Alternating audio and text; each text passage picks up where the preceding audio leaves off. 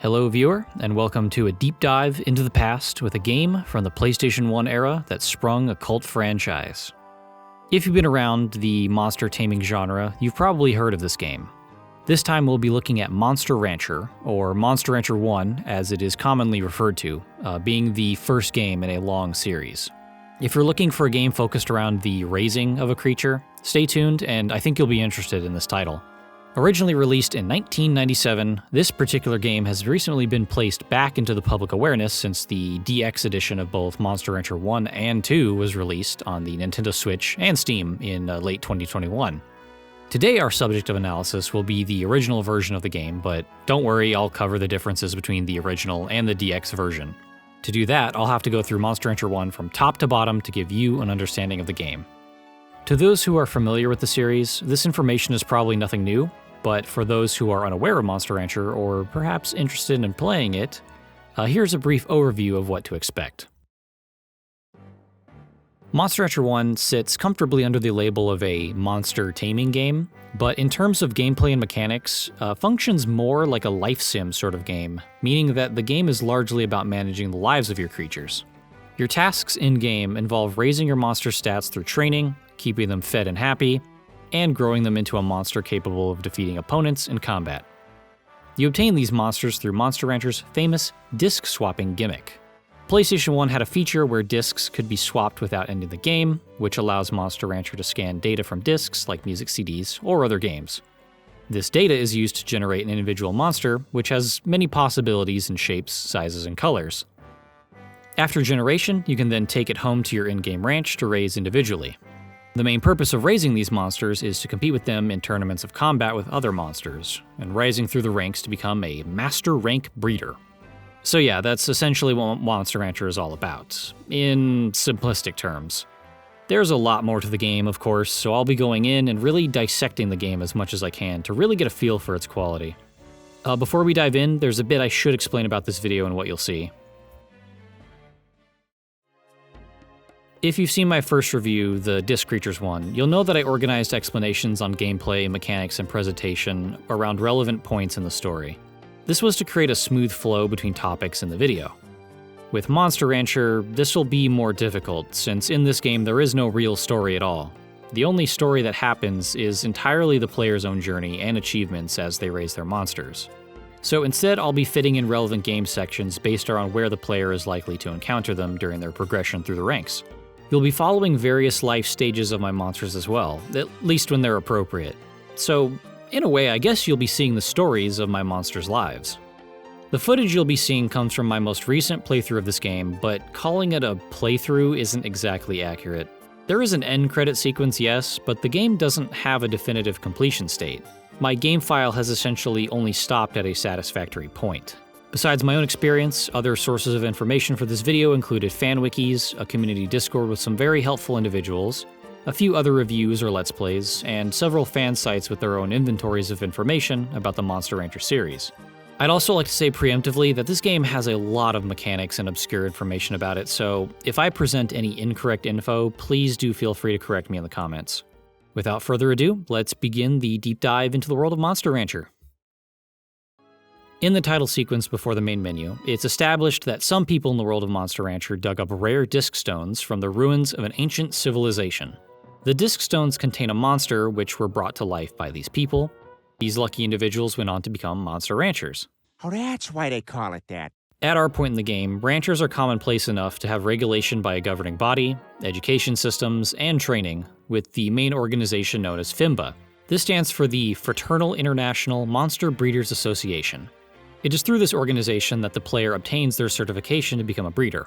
FIMBA is also the organization responsible for hosting monster battling tournaments within large coliseums. Outside of FIMBA, we can infer that there must be an industry surrounding breeding, since there are businesses like item shops for monsters, labs for monster storage and combining, as well as monster markets. While these primarily have gameplay purposes, this is essentially the premise for the world of Monster Rancher 1. It's simple, and could have probably been more fleshed out, but it's functional enough to serve as the context for the gameplay. Again, the player is a newly certified breeder, and as the game begins, we see that the player already has land, a house, and a stable for their monster. FIMBA has sent a letter to the player notifying them of passing their certification, The player heads to the FIMBA office, where we learn that the player aced the breeder's exam, not merely passing it. The player is also introduced to their new assistant, Holly. A weird detail is that you can't change your assistant.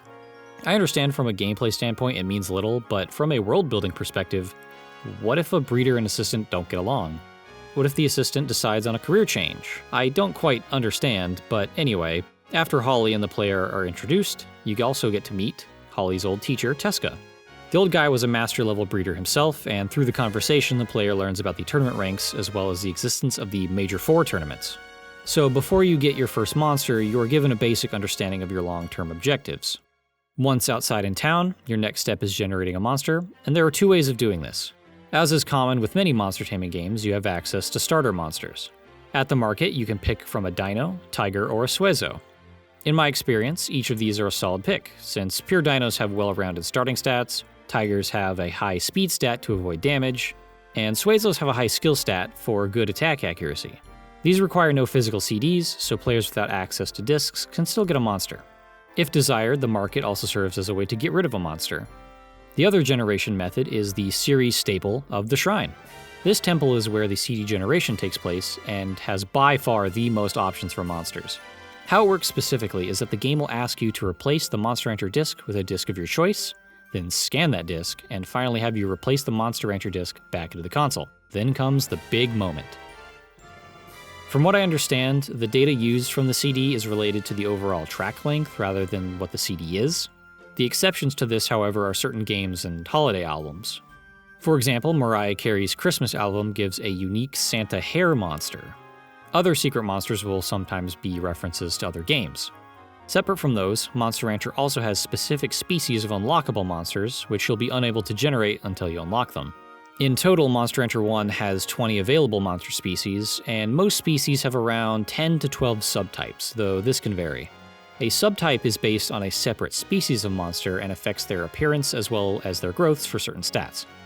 This system is denoted with the main and sub fields when generating monsters and is usually written as main/sub. For example, this is a normal dino, but this Valentino here is a dino with a pixie subtype, giving him a pink color, little wings, and some variation to its stats. This is true for every available combination of species and subtype in the game, and as you can imagine, there are quite a lot. The system might seem confusing at first, but with a small amount of playtime, I imagine the vast majority of players will have no trouble understanding it. The monster designs themselves also vary greatly. You have monsters that resemble real-world animals, some with humanoid forms, and some that look downright alien. This, of course, will be subjective in how much they appeal to you. What I can say objectively is that every monster in the game has personality. What I mean is that the monsters in Monster Rancher 1 have mannerisms and sounds that can really convince you these 3D models are a living creature. Monsters are always in motion, whether they're moving around your ranch, hopping about, dancing, floating, examining the ground, or just standing in an idle animation. Each species has unique animations and sound effects for eating, praise, punishment, leveling a stat, exhaustion, victory, and other actions. This is just personal taste, but I've always appreciated how monster designs in this game aren't afraid to look strange, imperfect, or even a bit ugly. Take a look at the iconic Suezo, who is basically the first mascot of the franchise. It's got a giant eye with a large mouth and teeth. It also bounces around or levitates with a single springy leg. Suezo looks goofy, but I wouldn't call it cute in any conventional way. Another strange creature is the Monol, who is just a large slab of hard material, and yet it can morph to have a 3-dimensional face, spikes, tentacles, or break apart. I find it interesting because you have these strange monster designs sharing a game with others who are cartoonish dinosaurs, wolves, chubby anthropomorphic rabbits, or anime succubi women, who all have a biology relatively grounded in reality by comparison. There's just a lot of variety in monsters which can appeal to many preferences. Once you get a monster you want to raise, it'll be time to go to your ranch. It's here that the majority of your game experience will take place. There's a lot of activities you can do here, so let's go through them all. As your assistant, Holly will give you updates on your monster's energy levels, as well as informing you of weekly events, such as birthdays, mail, or official tournament dates. You also get more of a sense of her character here, but like with the game's world-building premise, her characterization here serves mostly a mechanical purpose. I guess what I can say is that she seems pretty honest and straightforward, and isn't afraid to scold or advise the player if they do something poorly. Though, in fairness, she does get excited over happy moments and the player's achievements. These don't always have an effect on the game itself, so there is some characterization for her outside of game mechanics. I would just say that there isn't much. I mean this mostly as a joke, but I have to wonder if her status as a fan favorite character is due to Stockholm Syndrome, since there isn't much character writing in Monster Hunter 1 in general. Most characters are skin-deep archetypes. Teska is the typical wise and experienced tutor who gives advice. Karn is an eccentric-looking archaeologist who just wants to take your monster on expeditions. Much like with Holly, these characters serve mostly a gameplay purpose rather than a narrative one. Next, the main screen on the ranch gives you a few pieces of important information. Firstly, you have the calendar date. In Monster Rancher, time passes by in weeks, with 4 weeks to each month. Keeping track of dates and times is an important part of the game, since you'll need to plan your monster's schedules around tournament dates, expeditions, training, and your monster's energy. Style refers to the method in which you raise your monster. There's hidden numerical values to this statistic that are expressed in words from a scale of spoiled to cruel. This essentially reflects how kind or hard on your monster you are. Being hard on your monster can increase the hidden stress stat, which can then hurt your monster's lifespan if it gets too high. Loyalty represents how loyal your monster is to you, which sounds simple, but there's more going on under the hood, so to speak. Loyalty values are a combination of 2 hidden stats called Spoil and Fear. From what I understand, it is important to keep these two relatively balanced, since too much of Spoil or Fear will negatively affect your monster's loyalty. Spoil and Fear can be gained from praising or punishing your monster respectively, as well as by feeding them particular food items. Having a high loyalty means that your monster will have a significantly higher chance of not screwing up their work or training, and in combat they are less likely to become confused. We'll talk more about it later when combat arrives. Basically, most players will want to get this to 100 quickly so their monster isn't failing its training. In my experience, you can increase loyalty pretty consistently just through normal play, and maintaining 100 loyalty requires almost no effort. There is also a hidden seriousness stat that comes into play alongside loyalty when doing work or training. This stat cannot be changed and is dependent mostly on your monster's species and subtype. However, depending on the disc, there is some variation even between identical monsters. Then, as well as the seriousness stat, there is also a hidden potential stat that also can't be changed. At least according to the wonderful community that has been data mining this series for over a decade, the potential stat can actually be increased through combining monsters. Potential affects success and failure rates as well as actual stat growths for your monster. Next, we have your money, and it's fairly self-explanatory. You can actually get a game over if you start a week completely broke. However, in any normal, natural playstyle, this is almost completely impossible to do, and let me explain why. Work is the most basic way of training your monster, and is measured in weeks. These are split into light work and heavy work. Light work raises 1 stat and has a small negative effect on your monster's energy levels by raising its fatigue value. Basically, you make your monster work and it gets tired, pretty simple. Heavy work raises 2 stats at once, one majorly and one like a normal light work, but as a trade-off, lowers a different stat and has a higher fatigue penalty. Think of it like min-maxing. 1 light work pays 100 gold and 1 heavy work at 150 gold. Now, the most basic expense for your monster is monthly feeding. Your 3 options are potatoes, fish, or meat. Each food has specific effects to various hidden aspects of your monster, including the spoil stat. Potatoes are by far the cheapest food at 10 gold a month, fish is in the middle at 100 gold, and meat at 300 gold. So 1 week of light work will net you the same gold amount as 1 month's worth of fish. So while potatoes are a last resort option for feeding your monster, in normal play it is so easy to make enough profit to feed your monster a normal fish diet without going broke.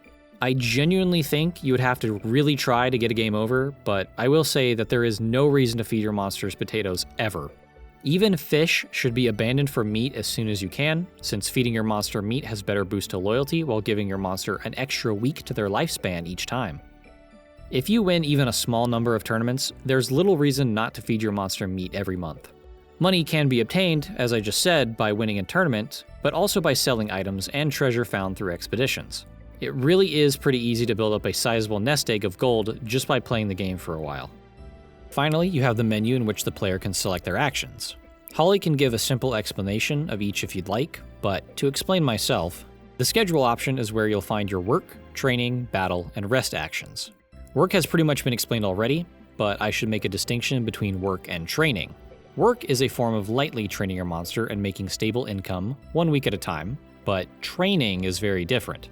When you select training, you meet with a clerk at the FIMBA office in order to schedule a 4-week training course for your monster. Each training course focuses on a single stat and grows it at a higher rate than simply working. It also takes a heavy fatigue toll on your monster, but provides the opportunity for your monster to learn new combat techniques. At first, only 3 ranks are available, but the full range is unlocked once your monster hits the C rank. The battle action involves scheduling a tournament for your monster to enter. You'll see a small calendar chart with all the possible ranks. You can move forward or backward in time to see what tournaments occur on specific days and what rank they are. It's up to the player to remember these dates and plan for them accordingly. The rest command will have your monster rest for the week, which will lower their fatigue and raise their loyalty by adding to the spoil stat. It's important to let your monster rest to avoid sickness or even death in highly unlikely but awful scenarios. If your monster is tired, Holly will tell you, and you can watch its mannerisms while walking around. If the monster looks exhausted and is puffing its breaths, it's tired. For tournaments or expeditions, it's a good habit to make sure your monster is rested enough before they're sent off. The item option will give you access to the item shop and the action for using them. The shop sells a variety of items with various uses, including fattening up or thinning down your monster, items to reduce stress or fatigue, and others to increase spoil or fear. The shopkeeper's inventory will automatically unlock new items over time, but you need to visit him at least once to start the clock. Initially, you'll have more of an item limit on your storage, but opportunities to increase this by upgrading your house will happen as you progress through the game. You can give your monsters as many items as you want within a week. There's no limit aside from your inventory space and cash. Moving on, the data option allows to look at your monster's data, your own breeder data, and the encyclopedia book. Monster data also has a quick select in the menu by pressing square, which is a handy shortcut since checking your monster stats will be something many players will do often. I'm at the point where I started to do it unnecessarily every week, just out of habit. These windows have a lot of information to explain, so let's get into it. In Monster Rancher 1, you have 6 main stats for your monster, all color-coded. As follows, they are life, power, defense, skill, speed, and intelligence. Combat is the primary context in how these stats are used, but certain ones are used in expeditions, which we will cover later. For now, remember this. Life is the hit points of your monster. If they go to 0 in battle, you get knocked out. It's pretty simple, and your exact life stat number is your exact number of hit points. Power is your physical attacking stat. Having a higher power stat means doing more damage with physical attacks. Simple. Defense is pretty self-explanatory. It's just reducing damage. If you have 1 defense though, all damage will be the max of 999 and will most surely kill your monster. Skill is essentially accuracy, and I would argue the most important stat in the game. Having a high skill stat will allow you to hit your opponent more easily, which is very important. Speed is your ability to dodge attacks, and works like an inverse to skill. With a high speed stat, it'll be harder to get hit by opponents. Intelligence is a similar stat to power, but works for non-physical or magical attacks. It also assists in finding items on expeditions. That's all the base stats, so let's continue. Fame is mostly a flavor stat which represents how popular your monster is in the world. It goes up when you win battles, more if you KO your opponent, and goes down if you lose, more so if you win tournaments that you vastly outrank. Once your fame reaches a certain point, you'll start getting fan mail delivered to you. And these have no mechanical benefit, but personally I find them endearing, especially the ones written in an obvious child's handwriting. At the bottom, you'll see an icon of a profile of your monster. These are color-coded to also tell you the subtype. Next to that is your monster's rank from E to S. Name and age are self-explanatory. The next screen has some secondary information, including your monster's win-loss counts, KO counts, and a win ratio. There's also the amount of prize money it's earned you, and counts for how many times it has run away, gotten injured, or gotten sick. The final screen is all about your techniques. These are your attack moves in battle, and each technique has its own stats. Con will is just the energy cost to attempt the attack. Hit percent is a rating of how accurate the move is, rated also from E to S, and damage is self-explanatory, but also has a similar rating system. Certain attacks can also drain will from the enemy, and have their own rating in these stats. The placement of these techniques in the grid also correspond to how the distance meter works in combat, but that'll make more sense after we get to that section.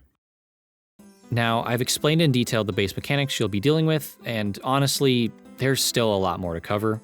I know it's been a lot of information dumped on you, so let's take a break and cover something that's more in the right half of the brain. By that, I mean the presentation of the game. The term presentation in this context encompasses the visual arts, music, and sound design of the game. Let's start with the visuals and the graphics. When it comes to Monster Rancher 1, we can basically split how the game looks between its 2D and 3D environments. Most of the time, you'll be seeing these detailed sprite backgrounds for places like your ranch, the town, or other interiors. To start, these backgrounds possess a pretty detailed and almost realistic style for this very fantastical setting. As you can see, the architecture and buildings have a lot of detail and flourishes. There are little variations in color even along the same surface to show changes in light, and yet everything has this look that I can only describe as aged, faded, or muted. The culture of Fimba strikes me as something out of 19th century Europe, so this aged look to the visuals seems quite fitting for the setting. If you look real close, you can still see the individual pixels, though I imagine this would be less distinct on a CRT. Though the 2D graphics team only had 3 people, I think they did a great job. Personally, these landscape and building backgrounds are quite gorgeous, and the choice to make these backgrounds have this style is interesting when you compare it to the models for the monsters. The monster models, as I said before, are very animated, but more specifically with their visuals, they're often quite colorful and saturated when compared to the backgrounds. I can't imagine that isn't deliberate, because it creates a clear visual contrast between monster and background. Players will likely be focusing on the menus and your monster, so it makes sense to have them stand out. The texture work on the monsters is also quite detailed, with the context of being a PS1 game. Not a lot of polygons to work with, so a lot of detail has to be made up with through textures. You've got details in fur patterns, muscle definition, cracks, ripples, cloth, scales, and other times, smoothness. The only criticism I have of them is that textures can squash and stretch strangely when it comes to harder materials, such as the scales on Dino. Also, I wish more monster combinations had extra bits added to their models, such as the little wings on Valentino, or the variety of pixie subtypes. Considering the large number of possible combinations, I understand making the most of limitations, but personally, they're pretty cool to see, and they keep combinations from simply being recolors. What's commendable and unique about Monster Rancher 1 as an entry in its own franchise is that monster models actually grow into bigger sizes as the monster ages. You can physically see them go from a chubby little baby into a lean, fighting machine. I can't exactly extend this goodwill to other 3D models, particularly the audience members sitting in the tournament stands. They're pretty blurry and undefined, but honestly, it's just a nitpick since they don't really matter. One of the favorite aspects of this game, at least visually, that I've seen fans praise are the character and monster sprites used in various parts of the game. Dialogue is handled through character portraits and red dialogue, no voice acting. I'm not sure if there's a specific style of anime the characters are drawn in, but I've always found that their sprites have that same historical look as the rest of the human world. As for the monster sprites, typically you see them during work and training, but you see others during tournaments and when going off on expeditions. I've seen many players refer to these sprite animations as one of the more uniquely endearing parts of the game. Monsters have resting animations, as well as pass and fail animations for every species, every work or training selection, and every expedition location. It's quite a lot, and yet each one seems thought out. What I mean is that the monster's abilities, mannerisms, and body types were clearly kept in mind when storyboarding these animations. They're essentially tiny stories with a small payoff. For example, let's have this gel monster do a guard work. In-universe, your monster is hired as a night guard for what looks like a mansion or palace. An intruder arrives to sneak in, and your monster will either stop them or fail to stop them, depending on the success roll. Or when doing the build work, the same gel will either successfully pass the block to the worker or drop it on his own head. To be honest, after the first few viewings, I wouldn't blame you for tuning out. You'll be seeing success animations quite a lot, and in a gameplay sense, you'll be concerned with the stat reward. For what they are, I think they're great, and their uniqueness combined with their sheer number is honestly astounding. They also provide more examples of just good-looking pixel art in their backgrounds. We don't need to delve back into that since I've made that point already, but I just recommend taking a moment to enjoy them in-game. Now let's move on to sound, starting with music. Now since this is a PS1 game, a soundtrack full of virtual instruments is to be expected. But how can we describe the Monster Rancher 1 soundtrack? Well, it's,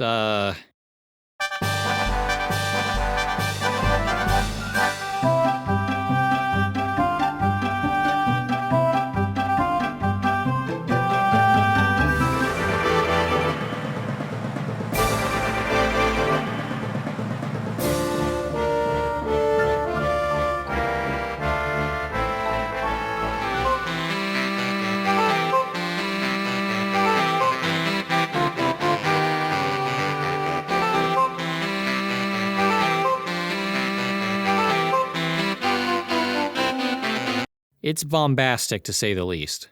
It uses a lot of orchestral instruments like strings, horns, and cymbals. There are a couple tracks that have an ominous or grieving mood to them, which, as expected, are used in-game when your monster is injured or dying.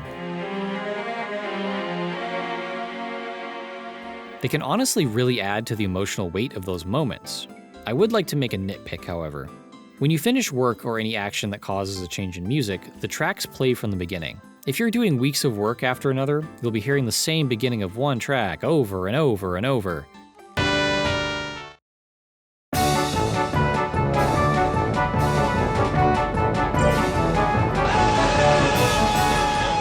Which, like with the sprite animations, I found myself tuning out. It doesn't bother me personally, but from a design standpoint, I can see why some would find it annoying. While this specific track is only 40 seconds, they could just use a small handful of catchy jingle tunes instead, and have the music cut when the stat gain screen cuts away. There's other small 8-second tracks on the OST for the battle fanfares, so it's not a crazy idea. Overall, very minor criticisms aside, I find the music charming. It's all down to the person though. Not something I would listen to outside the game, but considering the short track lengths and how specifically the music is used, I don't think it's meant to be. Like the story elements, I believe it is meant to serve the gameplay. The sound design in this game can refer to the non-musical audio and sound effects. In Monster Rancher, most of the examples you'll hear are from navigating the menus, monster sounds, and combat animations. With the menus, there's a particular quality about the sounds. I brought this up in the Disc Creatures video as well, but the menu sounds give off a strong feeling of their texture.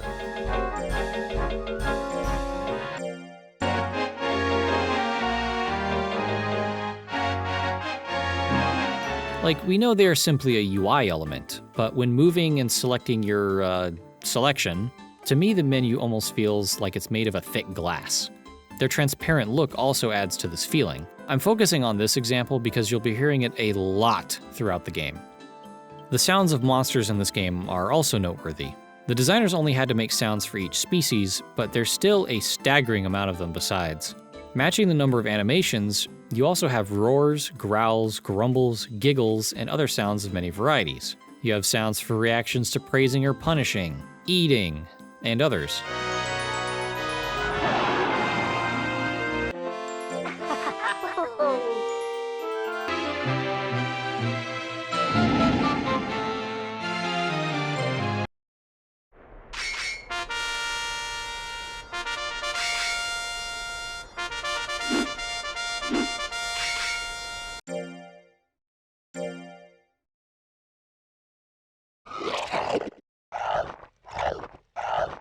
It's always impressive to me when audio designers can bring strange or alien creatures to life, and this applies expertly to monsters like the Naga, Galley, Monal, or other bizarre monsters.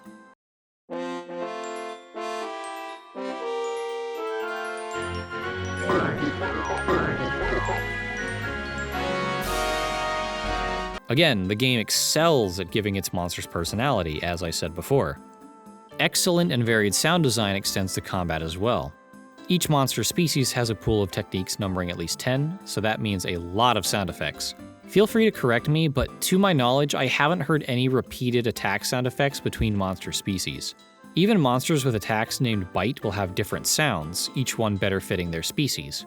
Like, the Dino's bite is deeper and sounds stronger.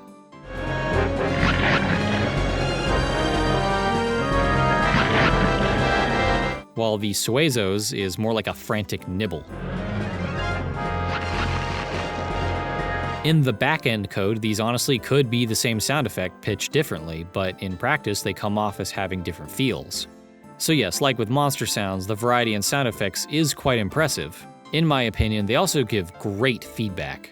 Attack sounds often have a good sense of impact, probably due to their bass, which is pretty apparent in some of the more high damage attacks. Oh, fuck you, Leatherman. Fuck you. Even on a missed attack, I always felt a strong sense of the force behind the attack. The damage number displays will have some visual flair with higher damage, so it can just feel great to land attacks. There's a bit of scratchy compression in their sounds too. I assume it's a product of the times, but it's an effect I've always appreciated, even in other games.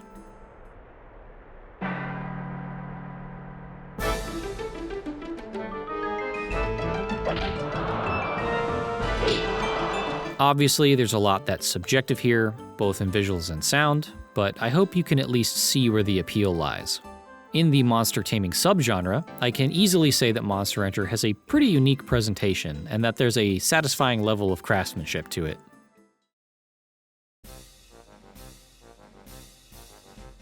Now that we've had a nice break, it's time to get back into the mechanics.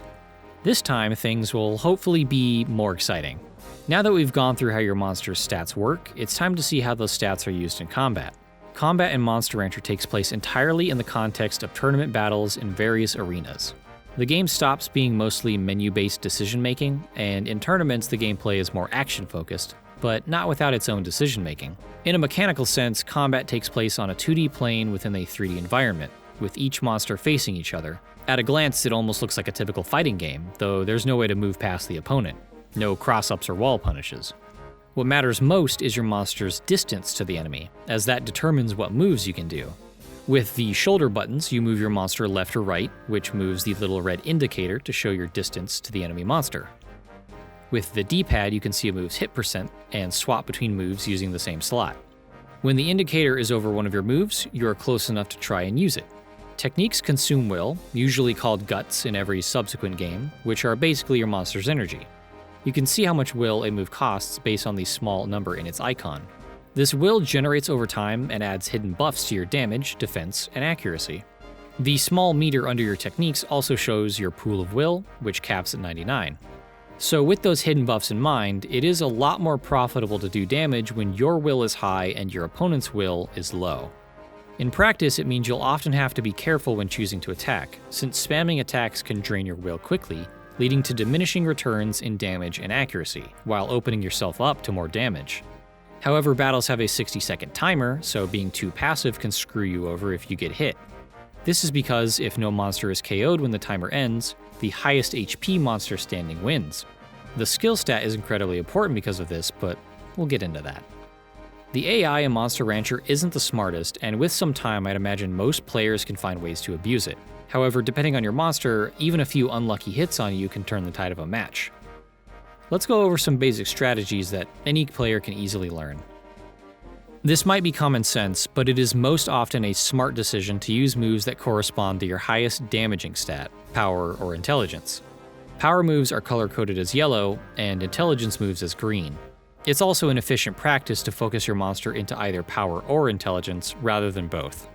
If you get right up in the enemy's face, you'll see these little red icons pushing against one another. This means you can push a command to shove the opponent back. This gives you an advantage on the enemy in that you get to control more of the distance between you. If you have long-range attacks, you can quickly get into position for them, or keep your opponent in a spot where they have no long-range attacks. There is also a strategic time-wasting decision here, since shoving the enemy back repeatedly can slow down their ability to even select an attack. Capitalizing on your opponent's confusion states is very profitable. This is mostly relevant to early game tournaments, but it can happen to opponents in the later tournaments on rare occasions. This can happen to you too, but this status is tied to the previously mentioned loyalty stat, so keeping your loyalty at 100 should keep confusion from happening. What confusion does is stop a monster for a second, relinquishing all control, doing a short confusion animation, and significantly lowering the monster's ability to evade attacks. Attacking your opponent during these moments is almost a guaranteed hit. During early game tournaments, you and your opponent might not have great loyalty, stats, or powerful techniques, so attacking during confusion is very handy. As previously mentioned, techniques also have their own damage and accuracy values from E to S. Choosing a particular technique in terms of accuracy or damage can help to counter the opponent's stats. For example, an enemy pixie might have high speed but low defense, so a high accuracy move with lower damage can still bring their HP down. Or the reverse, a tanky gel might not be able to dodge well but can take many hits. Use a stronger move that doesn't need high accuracy and you can punch through their defenses. Most techniques have trade-offs of some kind, and even high damage, high accuracy attacks will have high will costs to balance them out. Most tournaments will have at least one monster opponent covering a particular specialization of stat build. In my experience, it's good practice to have options to counter them. On the flip side, having a good way to reduce or avoid damage is recommended. Focus either defense and life, or speed to avoid damage. There's trade-offs to both, as I just explained, but you're just on the other end of it instead. I've noticed that I personally gravitate towards high-speed glass cannon monsters, and even if the enemy has an extremely low chance to hit, there will be times where you will simply be unlucky with RNG. I did try a few defense-focused playstyles, and I gotta say, defense can be busted. If you have high defense and HP, your opponent will expend all their will doing damage to you, which you should be able to survive. Then you can do attack after attack with the damage boost from having higher will than your opponent. My gel Monol had some decent power and great defense, and was easily able to handle even hard-hitting golems. Also, technically you have the option to let your monster's AI take control before the fight, but I do not recommend this at all. Unless you want to do some novelty challenge, there's nothing but disadvantage if you let your monster take control. Again, the AI isn't smart. But yes, just some tips for anyone interested and new to the game. Despite the volume of mechanics presented thus far, please don't feel daunted. It's a lot simpler to understand when playing. But as for the tournaments themselves, they operate in a round-robin format, so you'll fight every opponent at least once, with a tiebreaker if necessary. Doing well in tournaments contributes to your fame stat, which aside from a few small, highly specific gameplay examples, are only for flavor and fan mail. Again, tournaments range from E to S ranks, with both official and unofficial tournaments. The unofficial ones are held on various weeks, are usually shorter with less participants, and often give an item as a reward for winning. The official tournaments are always held in specific months on the last week. Winning these tournaments nets gold, but also allows your monster to compete in the next rank. Moving up the ranks does have perks, like how at C rank, your monster can compete on every training course, as well as unlocking the expeditions. Once you hit the C rank, the Explorer Karn will arrive at your ranch on 3 specific dates throughout the year. Each date corresponds to one of the 3 expedition locations, which are Titus Temple on January week 2, Hartville on July week 2, and Reno on October week 2. If you agree to send your monster on an expedition, both it and Holly will go with Karn for a full month. Plan accordingly, especially since it fatigues your monster heavily. Each expedition plays on a grid-based map with an isometric perspective.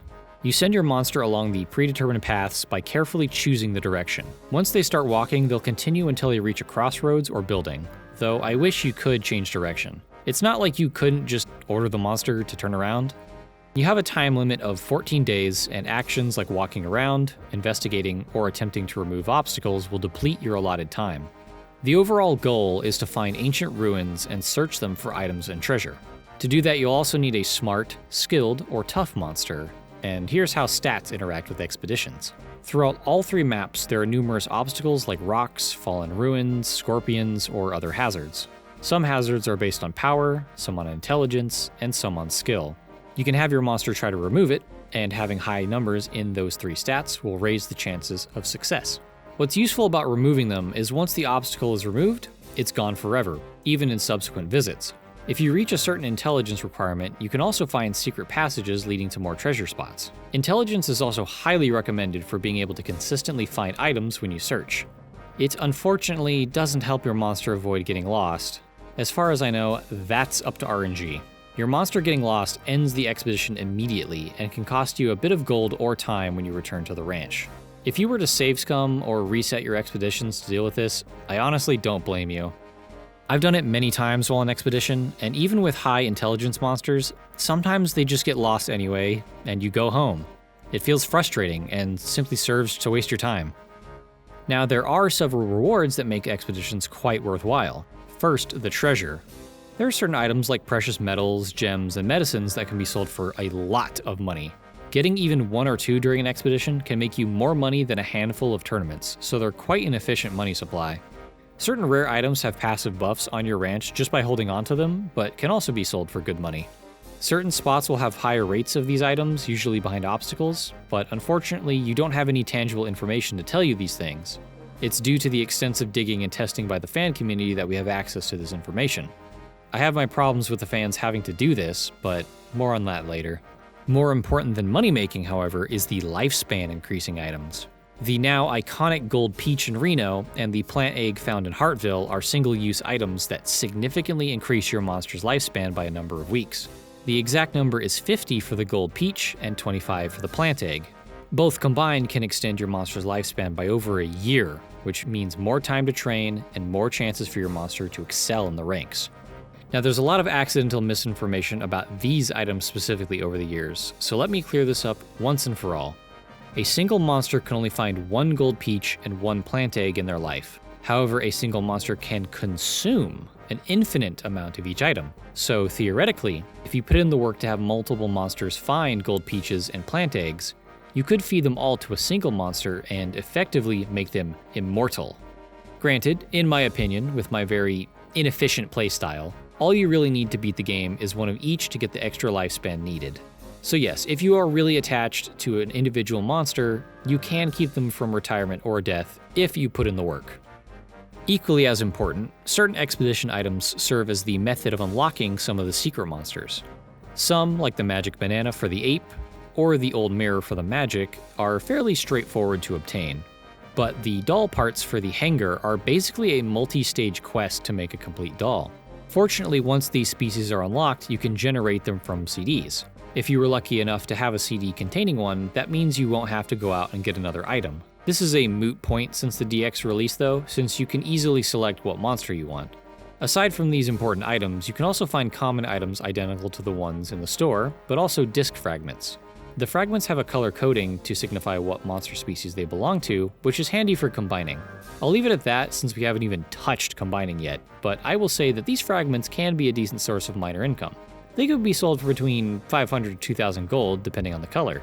Certain deity statues can also be found, and they serve a combining purpose similar to the disc fragments. Like the fragments, they can also be sold for cash. And finally, this next bit is a vestigial part of the expeditions, but you do get some very mild lore about the ancient peoples who resided there. For the most part, I wouldn't consider it important to this game, but essentially, many of these ancient civilizations either worship monsters, fought alongside them in wars, or had arena battles with monsters of their own, just like you do. So yes, expeditions are certainly an important aspect of the game, and worth doing in spite of some minor annoyances. I doubt anyone would agree that obtaining money and unlocking monsters is an important part of Monster Rancher. Now I'd like to take a bit to talk about training in Monster Rancher, since its full potential is unlocked right alongside expeditions. And I don't mean simply making your monster stronger, I mean capital T training that you select in your schedule menu. I briefly touched on it before, but to reiterate, training involves sending your monster on a way on a specialized training course in order to raise its stats and hopefully learn new techniques. It costs 2,000 gold at normal price, and the stat gains are higher than simply doing work. Initially, you only have access to the training courses for life, intelligence, and skill at the start. After C rank is unlocked, courses for the remaining stats are available. There's an interesting little story payoff with training as well. Initially, when your breeder rank is still low, the clerk at the training office will treat you with a bureaucratic indifference. As you attain your higher ranks as a breeder, the clerk will become more polite, friendly, and even a bit casual towards the end. Just a small addition that reflects your rising status. Aside from the stat gains, as I said previously, training courses are also the method in which you gain new techniques for your monster. I find it's a bit of a weird system in practice. To start off, all techniques for each monster species fit into specific categories like hit techs, heavy techs, ranged techs, special techs, and others. Each course can teach you a tech from one of these technique categories. With a freshly born monster, you have access to the life, skill, and intelligence courses, which give the heavy, withering, and hit tech categories. It's a pretty rounded trio, since techniques from these categories can provide you attack options with harder damage, higher accuracy, or damaging your opponent's will. After the next three are unlocked, you'll have access to the ranged tech category, as well as Special 1 and Special 2. The exact math involved to learn a new technique is dependent on your chosen stat and combined with your loyalty, with some RNG involved. This is how it all works. Now, I have a couple of problems with the system. First, I'm not a big fan of tying these technique categories to a particular stat when it comes to courses. At the beginning of the game, only training for life, intelligence, and skill are available. Skill is important, yes, but intelligence is only one of 2 damage types in the game. Some monsters like the Golem only have a tiny number of intelligence techniques and are predisposed to power builds. Meanwhile, the Galley and the Pixie have a lot of intelligence techniques and usually lean more towards intelligence builds. This means some monsters just have a head start when getting the boosted stat gains from training. Personally, it's only a minor problem since getting to C rank isn't difficult, but from a balance perspective, I think it can be improved. Perhaps to fix this, the life course could be swapped out for power. That way power monsters can get access to higher power gains earlier. It makes more sense for a monster to gain power by hitting a sandbag rather than traveling to a snowy mountaintop. Of course, this means swapping the life course's heavy tech category and the power course's special 1 tech category. My second problem can honestly apply to multiple aspects of the game, but let's stay specific for now. All of this information about technique categories and which techniques are learned where is never shown to the player in any capacity. Unless you're using an outside source of info, like the wonderful Legend Cup fan site run by the dedicated community, it's essentially random. The only info you get is whether your monster has mastered the course, which means you've learned all the possible techniques there. This problem is exacerbated in select situations where the techniques you can learn don't make sense for the stat you're trying to raise. Let's look at Golem again. For intelligence attacks, they only have Quake and Large Quake. If you're trying to get good damage with these attacks, you'd train your intelligence. So then why is it that the intelligence training course gives you Punch and Long Punch, which are power attacks? It's because due to these arbitrary categories, intelligence courses only give you Withering techs, which are meant to damage your opponent's will. It makes no sense. If you want Quake and Large Quake, you have to do the Speed course, which has the ranged 1 and 2 categories, Speed being one of Golem's worst base stats. For another example, Hanger has a number of int-based laser sword attacks in the Hit Tech category, which has the higher accuracy attacks. The Skill course relates to Hit Techs, which makes enough sense. But if we go to Final Sword, Hanger's strongest int-based laser sword attack, it is in the Special 1 category, which is from a power training course. It just doesn't make sense. The intelligence courses give you power attacks. I understand why putting Final Sword into a training course you can access with a fresh monster is a bad idea, but that's why this whole technique category business is just a tangled mess. And I understand that with monsters like the Pixies, their intelligence attacks vastly outnumber their power ones. But hell, just look! The only move you can get from the power course on a Pixie is still an intelligence move! On top of that, it has the best will damage effect out of all of its skills. Why is this not in the Withering category? But yes, I know I've made this point several times now. To be honest, it's not destructive to the gameplay or anything. Any player can work around this. It's just that the player is kept in the dark about this entire system. If I could fix this, I would just do away with the hidden category system and just handpick the techniques for each training course for every monster species. That way we can avoid giving power moves on the intelligence course and vice versa. Next, I would have the 3 base courses be power, intelligence, and skill, since those stats are the most important for all monsters to do damage. Third, I would make the special techniques require the monster to be C rank or above. Techniques from categories like Heavy 2 or Range 2 would also be unlocked after this point. In theory, those types of attacks served a similar purpose, so it could be viewed like an upgrade to achieve. There's probably kinks in this proposed solution that would need to be ironed out, but I think it would help. Considering that this is a 20-year-old game that has multiple sequels, obviously theory crafting fixes in its system is a fruitless endeavor, but in general, I'd like to be constructive with what I'm criticizing. Despite these issues, training is still incredibly useful for raising your monster, just due to the stat gains and the ability to gain new techniques. And as I said before, I think any player can work around the bumps in the system and still see success. It is flawed, but personally, it doesn't bother me that much. As you use these methods of strengthening your monster, with effort and luck, you'll arrive in the highest ranks of B to A to S. This also includes the Major 4 tournaments, which are technically at S rank, but it depends instead on your breeder rank. You'll have to beat the official S rank before you can access those. At these levels, you'll see more of the exotic monsters like galleys, models, apes, and even a few dragons. There are certain high-level tournaments, including the Major 4, that require being invited beforehand. These invitations come on specific weeks in order to trigger, but once you're invited, you'll be given the date. In B rank, you can get invited to a special dragon tournament, which unlocks an A rank tournament against a dragon as well. This has a particular reward of the dragon tusk, which is used to unlock the dragon species. The last piece of the Henger doll, the head, is also obtained from an invitational tournament. The final challenges, the Major 4 tournaments, are scheduled in such a way that beating one will unlock the invitation the next week for the next major in the year. They're spaced out throughout the year, but you can start with any of the 4 and get worked into the invitation cycle. Each of the Major 4 has at least one of the secret unlockable monsters as a final fight, and each of them can be pretty powerful.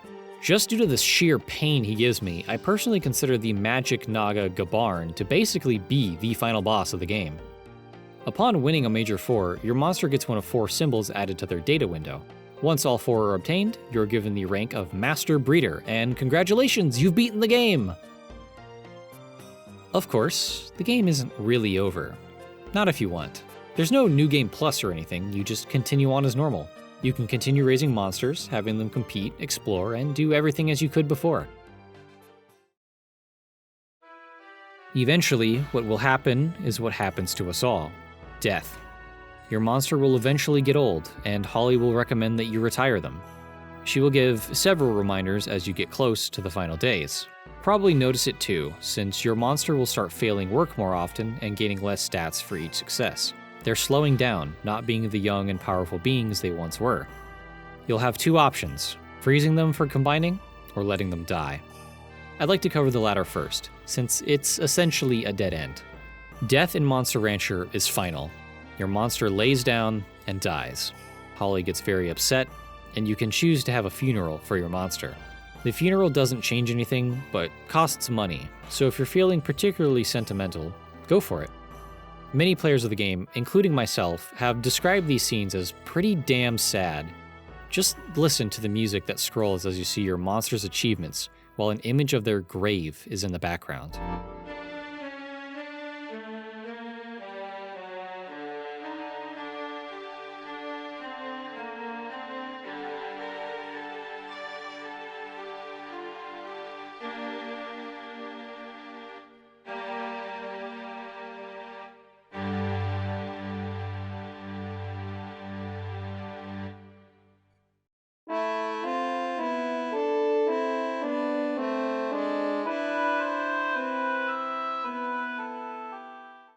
In a gameplay sense, you lose the progress you've made.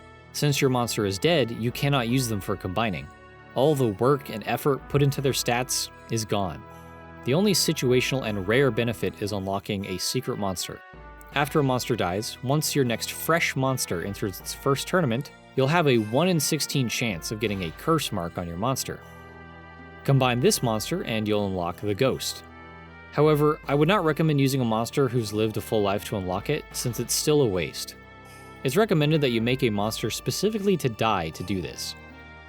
But yes, aside from a single monster unlocked, which only needs to be performed once technically, death for your monster is not good. There's a reason why many veteran players either reset during deaths, or just never let their monster completely run out of lifespan. Now, the other option is retiring your monster for combining. Combining is one of Monster Rancher's defining mechanics alongside the CD gimmick. I'm bringing it up now because it's usually more relevant during the end of a monster's journey. While it's possible to beat the game with the first monster, I imagine most players, especially new ones, will not beat the game with their first. I'll say from extended experience that again, getting a gold peach and a plant egg are all you really need to take any monster to the Major 4, at least if you're raising them relatively efficiently. A diet of pure meat also helps. However, combining is still an important mechanic that every player will use eventually, as well they should, because there's benefits. How it works is, you go to the town lab, freeze your monsters to store them, and then combine. The process involves selecting 2 frozen monsters and an optional item if you wish. Then a new monster is created, generally ending up as a mix of the species and their subtypes. For example, combining a dino and a tiger could give you either a Lidi or a Dento. I say generally because successfully using an unlocking item like a dragon tusk will give you a base monster of that species. What actually determines the main and subspecies appearance of the baby monster is determined, like other things, on a hidden system. Put it simply, it depends on 3 main factors. Simply. First, there has to be an existing combination between both parent monsters. For example, many of the secret monsters don't have existing combinations with several species. You can't make a dragon dino or a dino dragon in this game. So unfortunately, not everything can combine with everything. Second, your monster's remaining weeks of lifespan will affect a hidden RNG seed. This seed affects the desired outcome of the third factor, which is the specific week and month you should do the combination. There's a lot of math involved, which is why I appreciate all these fan resources like the combination calculator. Of course, this is all assuming you desire a specific main species and a specific subtype. It is absolutely normal to simply roll the dice and see what combination you get. I can't deny, however, that there are benefits to maximizing the potential of your combinations. You see, combinations have a rating. The lab NPC man will rate your combination as good, so-so, or bad. This is dependent on the parent species and can't be changed. Monsters will inherit stats and compatible techniques from their parents, and the rating determines how well these things transfer. A good combination has higher rates of passing down techniques with less stats, whereas a bad combination has higher stat boosts and not techniques. A so-so combination is in the middle. You can take it a step further and get real specific with stat boosts by doing some math with division and remainders, but I'll stop there. For the sake of simply playing the game, we don't need to go this deep. As I said, you can do just fine by leaving it up to randomness. But we need to explore combination items more because this is important. You can use items like the CD fragments and deity statues to get stat boosts on your baby monster. These also include a slight bit of their genetics. This means technically you can obtain every monster without relying on discs, but it would be quite difficult. Veteran players have advised me that the stat gains from fragments aren't worth it, so they're better off being sold. But the deity statues are solid picks. They boost several stats at once, so they can be a healthy start to a new monster. What's more interesting are the secret monster unlocks. The secret monsters unlocked by the combination items are the Nya, Magic, Henger, Dragon, and Ape. The Ape, Henger, and the Nya use the Magic Banana, Henger Doll, and Cat Doll, respectively, and don't require any specific parent monsters. You can just use the item on any two. The Magic requires a base Galley, a base Monol, and the Old Mirror, while the Dragon requires a Dino Naga, a Naga Dino, and the Dragon Tusk. There are more secret monsters, but these are the item-based ones. Picking the right combinations can be a great benefit. Take a look at this combination meant to unlock the Nya species. I choose a Henger with high speed, a Ghost with high speed, and use the doll to make the Nya, which are monsters with an inclination towards speed anyway. It's also a bad combination, but this was not intended. Once the baby was made, it came out with almost 300 speed at base. That's honestly kind of nutty. This kind of initial boost does eventually plateau through the generations though, and I'm not sure it's possible to combine a baby monster with high stats in everything. My advice for the general player is to combine monsters that share similar stat builds. You only get a percentage, so match high stats with high stats, so more of that stat is inherited. But yes, that's the combination system, and I'm honestly paralyzed when trying to wrap my head around how it works. There's a lot going on under the hood, perhaps even to the game's detriment. And hey, we've now covered every mechanic in the game. It took a while to get here, but now I'd like to take a look at the game from a sort of macro view. I wanted to do my best to explain mechanics individually so that you can understand how they all fit together into the experience. From stats, raising, items, combat, expeditions, combining, all these things feed into and affect one another. Since it is a simulation type of game, I understand the game being focused around mechanics, but it does mean I have to explain them before I can give a sort of big picture perspective of it all. So I'd like to pose a question. As a game, what is Monster Rancher 1 really about?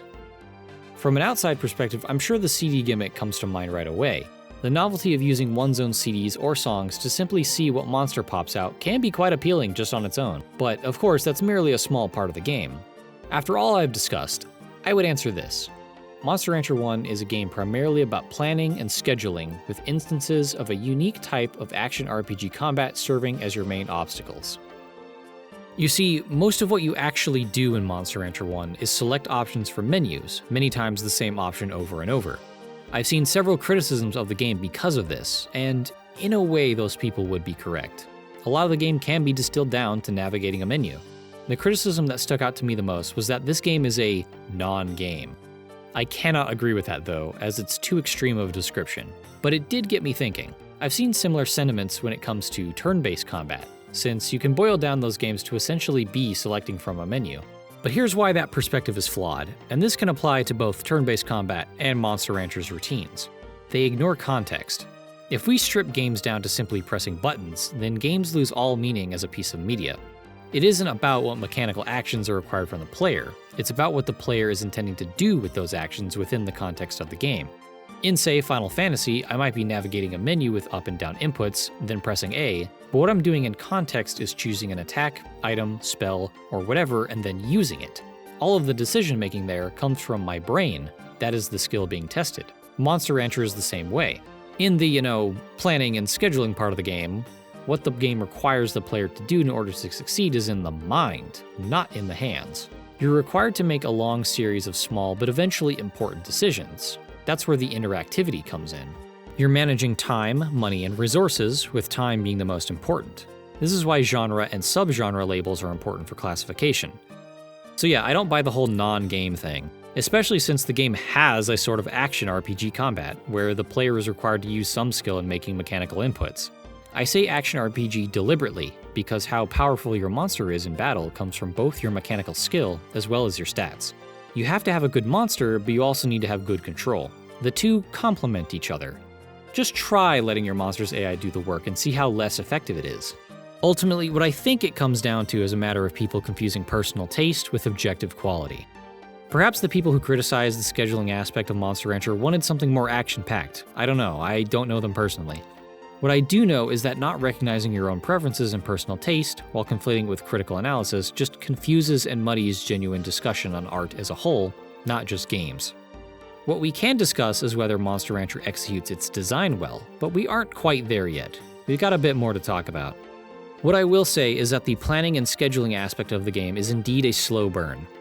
Aside from training and expeditions, your routines and schedules operate on a week-to-week basis as we established. You'll often make repetitive decisions if you're focusing on a particular stat, and you'll only experience the results of your time when you send your monster to tournaments or expeditions. It's not as if you're without obstacles to deal with. The important things to manage are your monster's energy, their stress, and how much you can accomplish before the next rest, or the next tournament, or the next expedition, or before your monster gets old and dies. It's no surprise that there's a lot of hardcore fans who min-max like crazy and come up with the most efficient schedules they can. Number go up RPG progression can be satisfying, but it depends on your taste. I would say after my time spent in the community discussions, there's also a decent amount of people who simply enjoy the nurturing and raising aspects on a casual level.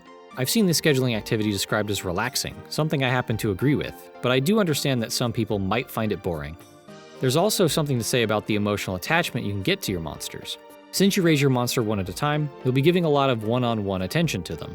As I've demonstrated already, these monsters have a lot of personality. I honestly get pretty sentimental about them too.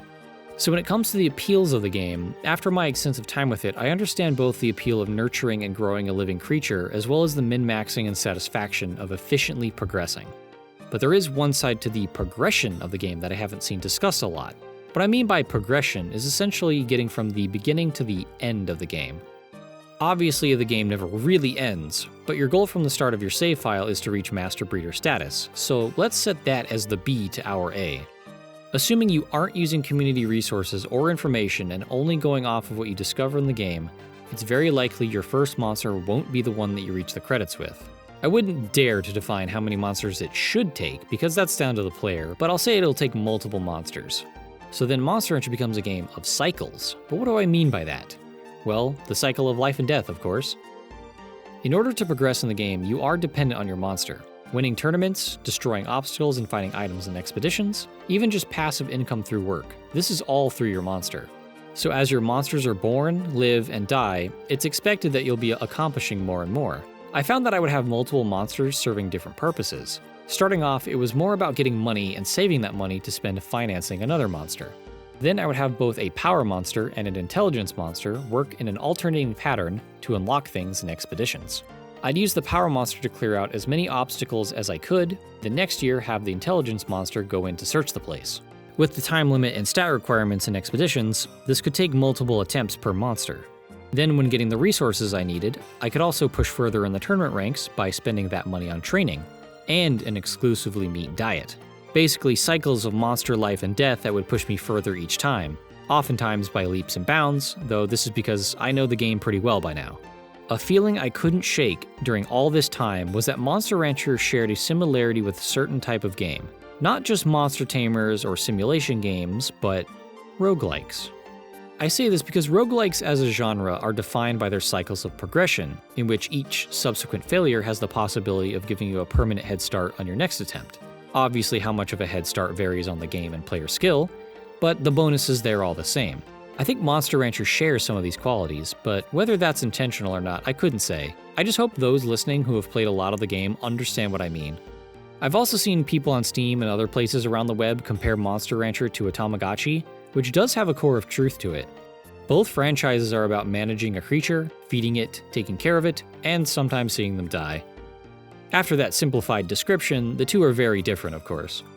But yes, ultimately, I think we can accurately describe Monster Rancher 1 as a, quote, pet or life simulation game centered around cycles of time management within a core RPG stat system with sporadic sessions of action RPG combat and exploration. But that description strips the game of context. With context, it is a game about taking care of and raising a monster on a ranch, making it strong to compete in gladiatorial arena tournaments, and using it to help explore the ruins of ancient civilizations. So now that we have an understanding of what Monster Rancher 1 really is, the question remains, is it a good game? Well, after all the aspects of the game we've gone through, what can we say about its functionality?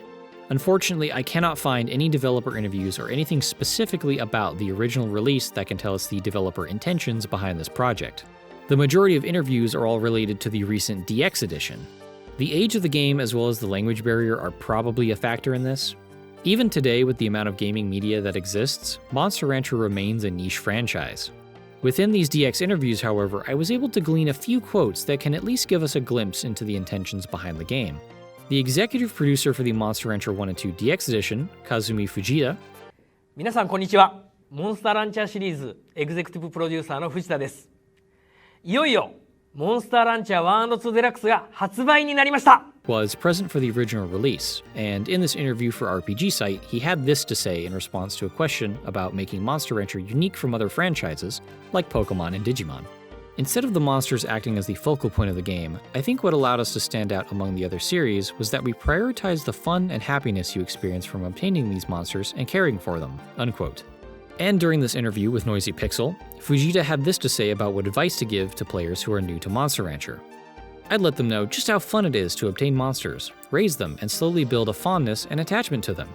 Monster Rancher's most appealing aspect is that it allows players to obtain monsters from a variety of different songs and then raise those monsters and battle with them. I hope players can have fun seeing which monsters they can obtain from songs you have fond memories of, songs they listen to all the time, or even songs they've been really interested in lately, unquote. So from this, I think we can take away that Fujita is particularly proud of the CD generation gimmick, and keeping the spirit of that gimmick in the DX release was important. I don't blame him for saying this either. The CD gimmick is arguably the most remembered aspect of Monster Rancher by the wider gaming public. It really is a unique piece of design, especially for the time. Unfortunately, this isn't a lot to go off of in terms of understanding the developer's intentions when designing their game, and I'd feel dishonest if I based this assessment on these two quotes. But what can we say? In a situation like this, where we lack concrete information and we want to assess the functionality of a game, I like to pose this basic question. Does the game give you the resources you need to overcome the obstacles it has placed for you? Resources in this context I define as both in-game options or tools, as well as sufficient information on how to use them. In this case, your main goal in Monster Rancher 1 is of course to beat the S rank and Major 4 tournaments, since these achievements give you the Master Breeder rank and then the credit sequence. So to answer the question, yes, Monster Rancher does provide you the options and tools to achieve your goals, therefore it functions. Hell, your pool of options come in spades. You have as many individual monsters to choose as you have discs, as well as the means to strengthen them. The game rewards intelligent play and efficient raising strategies with how far you can push up in the ranks, but also provides a lot of reasons to simply care about your monster. In that aspect, it is well designed. However, I don't think the game does enough to provide you with the sufficient information part. This leads into my biggest criticism of the game, that the game simply leaves the player in the dark when it comes to some pretty important information. I've mentioned a few examples of this already, such as the technique categories when training, as well as how much hidden information there is in combining. The mechanics of the game run pretty deep, and I don't think that the player needs all of the math and complexity dumped on them. But we do need to draw a line somewhere, however arbitrary, so for the sake of making a baseline, here are some aspects of the game I believe players should have been informed about. Technique categories, as I've already explained, how stats interact with expedition obstacles. Players should know what type of high stat they need to bring for an obstacle, since going on expeditions does eat up lifespan on your monster. Combination compatibility and how those ratings affect baby monster stats. A bad combination isn't necessarily bad, so the player is being misled here. Technique inheritance in general. The novelty of a new main monster species was certainly a factor in my experience personally, so I think the player should be informed on the benefits of staying with a specific main species, even if the subtype changes. Gold peach and plant egg harvesting limits. For years, people have been confused on how this works, due to a lack of information and also confusing it with the mechanics in the sequel, Monster Rancher 2. Lifespan hits from tournament battles. The player is never told this, and it can seriously change how often you want to do tournaments. That's right, battles in general take away lifespan, even if you win. Stat gains from CD fragments and deity statues. It's just useful knowledge, and the text descriptors are kind of vague. And specifics on certain passive buff items for the ranch. Same as before, just vague wording. Of course, certain secrets should be secret, like where to find combination items such as the old mirror or hanger doll. Certain stats like fear and spoil also don't need explaining because we can see their effects through the loyalty stat. There's just a whole lot that's unknown, and the passionate community has stepped in to really pick this series apart. All of that I listed just now, I had to go outside the game to find out about. I really cannot recommend sites like Legend Cup and the Monster Rancher Wiki enough, as well as the r/Monster Rancher Discord. The people digging into the game systems, organizing the information, and creating charts or graphics to be understood by players are honestly the MVPs. And honestly, most of them have been incredibly helpful in players understand some of the obscure information surrounding the series. That I can personally vouch for. But that's the thing, isn't it? What does it say about a game's quality in making sure players have access to important information if they're having to go outside the game to learn about these things? I wouldn't go so far as to say that this lack of information ruins the game by any means, just objectively in principle, it is lacking. I guarantee you that if new players were informed by the game about these things, it could change how they play. I would like to take a moment to highlight how useful some of the fan resources are though, and praise their creators for making them.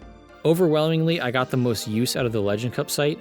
The site has some incredibly handy tools like the combination calculator, the expedition maps, calendar, advanced viewers, and pages full of information about unlocking secret monsters, what items do specifically, and hyper-efficient raising schedules.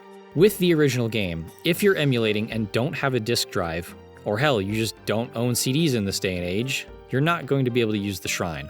The Make a Monster tool can make dummy files for nearly every monster in the game for you to use, which I used extensively to make this video. You can even burn these files onto CDs for use on physical hardware if you want. Some of the creators and contributors to the site are active in the Monster Rancher Discord, so I'd like to give them the shout out and thank them. They're the most knowledgeable people I know when it comes to Monster Rancher. These people have also been hosting unofficial online tournaments for the series for years, and you can find them hosting streams pretty frequently. Just a respectable amount of passion for some pretty old games. Anyway, back on track, that's my most major criticism of the game. I have a few smaller criticisms and nitpicks however, so I'll just bring them up now.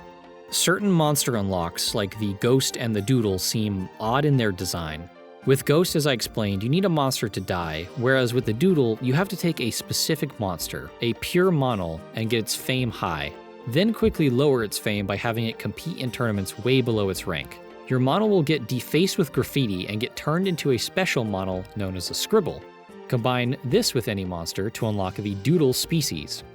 I'm not sure if I agree in principle with hiding unlockable species behind essentially bad play. Like in this game, letting your monster die is overwhelmingly a bad scenario, whether through poor care or a bad battle. That's the player's responsibility to avoid when raising their monsters. And I understand in universe why fighting in tournaments you vastly outrank is dishonorable, so I'm more forgiving about the Doodle. Especially since it's basically a joke monster, arguably the worst species in the game, and fame doesn't have any other real effect on gameplay otherwise outside of flavor fan mail. Also, from a balance perspective, I believe skill is too strong across the board. Every type of stat build on a monster needs skill, because without it you'll likely be missing all of your attacks and wasting will, unless you're just extremely lucky. Having low will just continues to debuff you, as I explained previously. With this, I'm not quite sure what to do to fix it since it's part of the core combat systems. Maybe just a few tweaks to values and buffing ones and other stats? It's hard to say. Other small criticisms I have are just about some bad localizing and typos in general. Also, the gel skill Suffocate is yellow like a power attack in battle, but is actually an int move. These are just some very minor oversights though, nothing major. Ultimately, as a game, Monster Rancher 1 is of solid quality, with a few troublesome flaws that don't outweigh the strengths it has. From the unique CD gimmick, to the charm of monster personalities, to the satisfying combat and progression, and to the staggering amount of depth in its mechanics, Monster Rancher 1 does hold up as a decent game. I think it's certainly not for everyone, probably evident in its status as a niche title. If you have a taste for slow burn RPG progression, enjoy games about taking care of living creatures, or simply enjoy the satisfaction of number go up, I think Monster Rancher 1 is a solid pick. It's not always an exciting experience, but you can get into a zen-like relaxation when playing. During my research, I wanted to see what some primary reactions to this game were.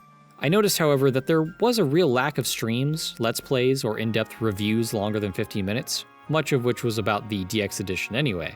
I'm only speculating, but I have to wonder if it's a combination of being a niche franchise as well as not being the most exciting game to stream or commentate over. I think you'd have to be an extremely charismatic individual to make it work.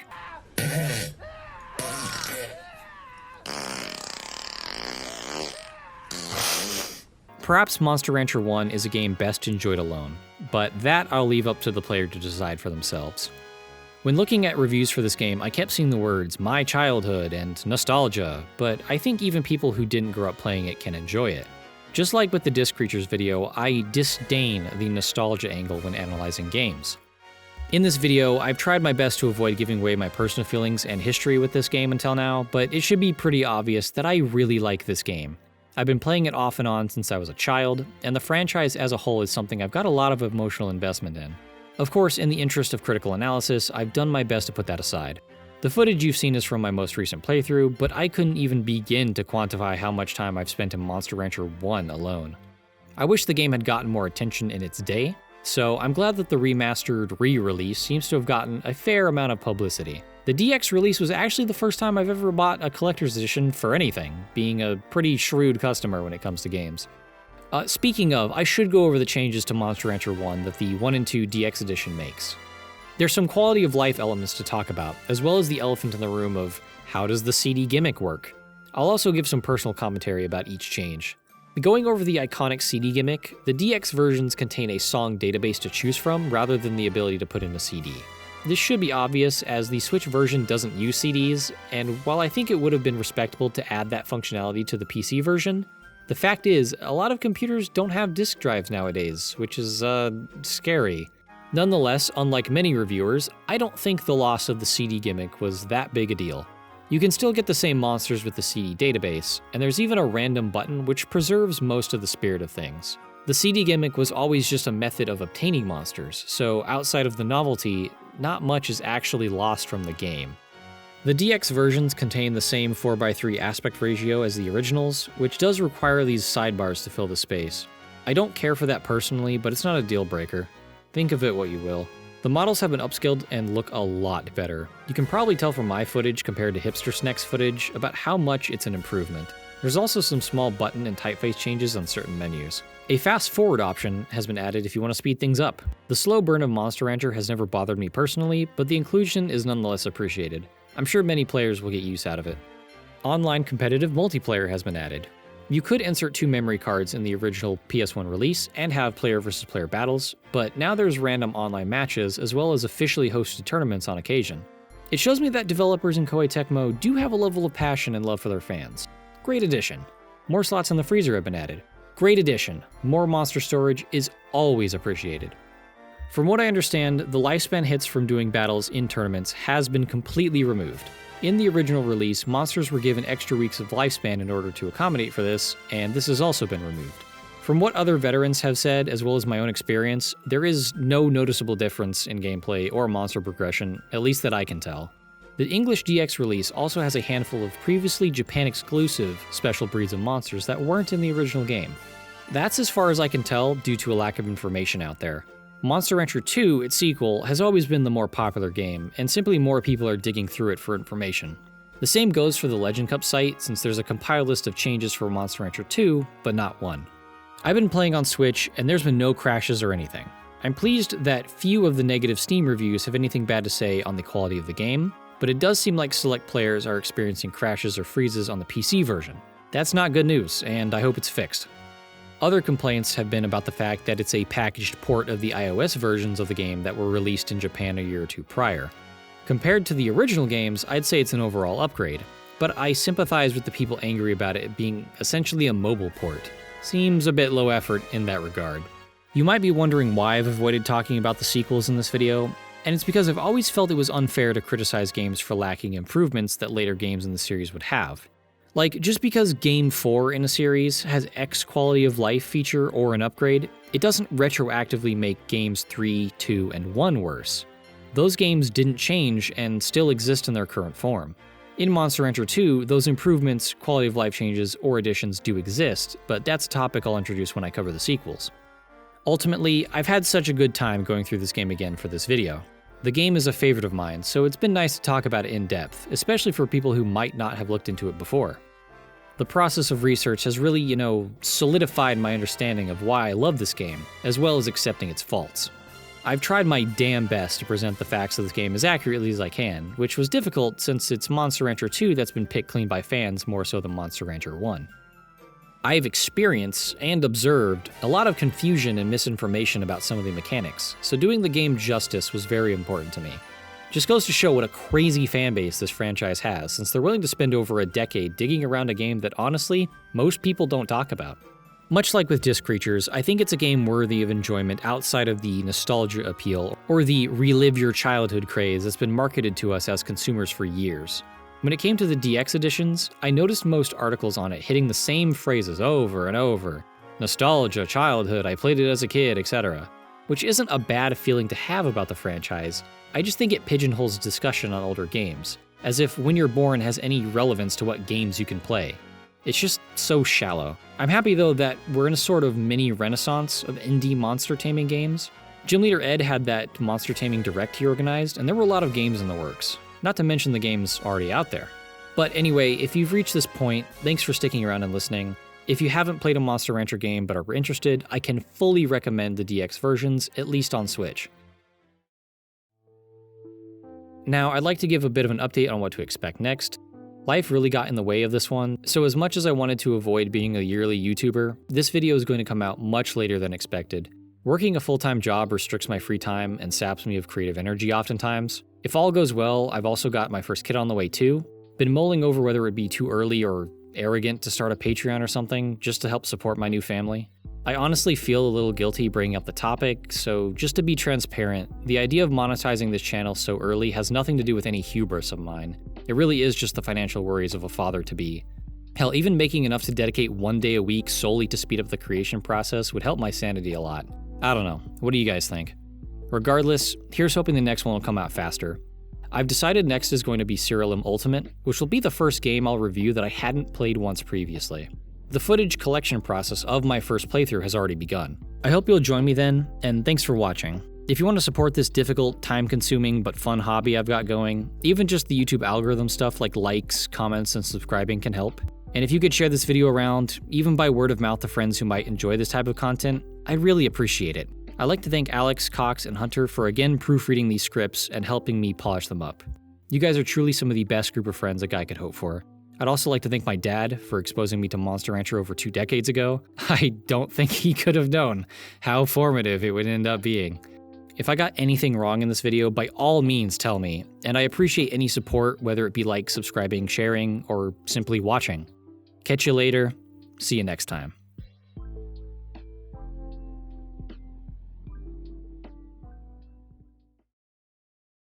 Ah, fuck, I'm gonna sneeze. I couldn't sneeze. This is so sad. In this case, your Monster Rancher... In this case, your